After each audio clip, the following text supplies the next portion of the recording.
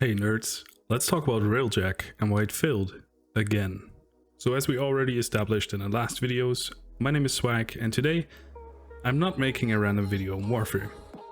However, do hit the like button and subscribe for more Warframe videos if you so desire. Right, Railjack 2021 update 29.1 and why a lot of players are left disappointed after the big hype. And let me make abundantly clear that I'm not trashing the game or have any bad feelings towards DE. Because I really don't. Okay, so the Railjack update brought a lot. We have UI changes, new maps, new enemies, strategies and points of interest. Some new mods, a sentinel, for whatever reason we needed another one. Nyx Prime and Valkyrie Prime along with their primed weapons have been permanently unvaulted and can now be found cracked on the Corpus Railjack maps. And we received some rather weird ways to utilize impact with new mods. Lastly, Oberon and Ash have been moved to the Railjack system as well, so you'll get them from there from now on. Which in and of itself isn't that bad, but putting Ash and Oberon, pretty old frames, behind a Railjack gate is kinda weird, but you know, whatever. There's also the new crewmate system and permanent or fixed venom, but more on that later. So all in all, you would say that it's a big update. Guaranteed that players who waited for 7 months for the new update are happy, right? Well, not everyone. And with not everyone, I mean a lot of people are just straight up disappointed. And here's why. While the Railjack changes are nice, and the mission flow when playing solo is still as it used to be before the update, okay. Nothing groundbreaking, just okay. The issue comes when you've already played the missions and or want to play with a squad.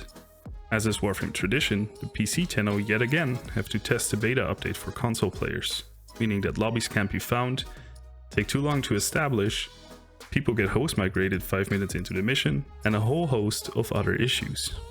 See what I did there? In a game that's almost 10 years old, you'd assume that they have their servers figured out, and do not have to tinker with the live update as much anymore. However, in Warframe's case, that's just not true. The constant need to release an update that isn't finished is wearing down the player base, and people are getting increasingly annoyed or simply leave. This all ties in to Warframe becoming more about being able to do everything solo, than to need a squad to finish content. But I digress. There's also the fact that mission types really haven't changed. That is, if you consider blowing up 1 or 2 more exterior posts on a warship to be a new mission type. Not only did anything really change, the whole of Grenier maps haven't even been touched, to make sure that they are on the same standard and just remain filled with skirmish missions. So what has really improved about Railjack? The missions? Nah. The playability? Sure, when soloing the content. The necessity? No. There's no need to run Railjack, in my opinion. All the while, it feels like Warframe is getting more and more band-aid updates. Could say, stuff is tacked on. Shit that isn't finished, feels clunky, and isn't really what the players asked for in the first place. Did we ask for a Railjack overhaul? Not really. Sure, we asked for some improvements, but nothing that should have taken them 7 months to do. But it's not all bad, obviously. We got a reworked Zephyr that really did exceed all of my expectations. We also got a very extensive skin workout with all the login screens and operator skin and the set skin or new ship, but the skins aren't really that important, are they?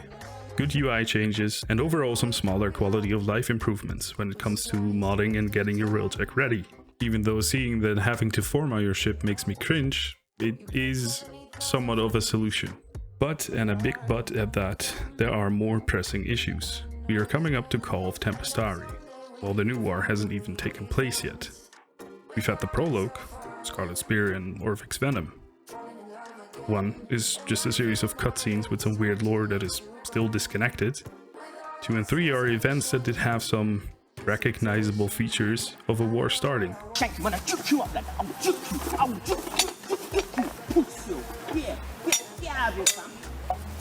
You ain't welcome on these end cuts. Done. But, you know, it's nothing finished. Why start a whole ass new update that probably has nothing to do with the new war, instead of finishing what you initially intended on releasing? For example, Why are we still on Nightwave intermission? Etc, etc. Tacking on new update after new update, while not providing anything for older content or helping out with older bugs, shitty content, not using the game's lore effectively, etc. is bad practice and leaves older players with a bad aftertaste. We all know that gaining new players is essential for the game's survival. However, the constant spree of negative discussions surrounding Warframe on YouTube and the like are not beneficial for DE. Why is that? Because most players still have to use YouTube or the wiki to even remotely understand what the fuck is going on in Warframe. Railjack is no different. How do we know what parts are better than others or synergize best without looking it up? New players simply don't know, because there is no real in-game information on it. But to get to a point, my verdict to the crewmates and the permanent Orphix Venom mode, as mentioned earlier. 1. Crewmates are cool. Honestly, it's fun to see some nerds running around which you were able to customize to your heart's content. However, that is also where I see the potential of getting more skins again. Where there's customization, there will be skins. So I'd say, be prepared and open your wallets. Otherwise, the AI is somewhat solid. The crewmates don't bump into walls all the time, and the devs were smart enough to realize that putting them in a confined space, like the gunner, would prevent them from glitching out or doing other random stuff. That doesn't mean there is no space for improvement though. However, since this is a new feature and hasn't really been tried yet, let's give them some time to figure everything out and hopefully make this better. Number 2, Orphix Venom. Specifically the drop tables and the ranking that is non-existent.